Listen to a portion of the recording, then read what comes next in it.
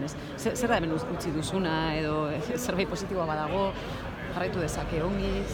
Bueno, nik daukadan sensazio nagusia da alperrik galdutako 3 urte izan direla, ez delako apenas legislatu, ez delako apenas ganbara honi dagokion lana egin, eta zarata asko egon delako, gorabera asko egon direlako, egia da aspertzeko demorarik ez dugula izan, baina pentsa daiteke egiteko nagusia leku hontan ez dela presisoki nobedade asko ematea eta notizia asko ematea, baizik eta legeak egitea, jendearen eguneroko bizimodua hobetuko duten urratsak ematea. Eta gainera 3 urte hauetan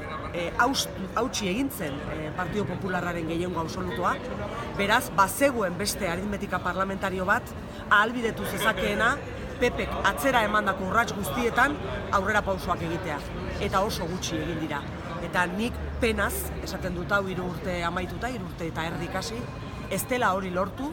eta sensazioa beraz da horrela, ez? Badaukat beste sensazio bat, eta da oso momentu bereziak bizitzea tokatu zaidala, inoiz gertatu ez diren gauza gertatu direlako, hauteskunde errepikapenak, presidente bat kenduta beste bat jartzea,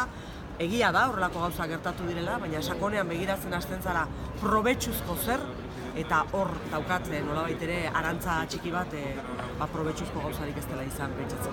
Esaten dara bai, zubi guztiak apurtu diala oposizioa eta mozioko talde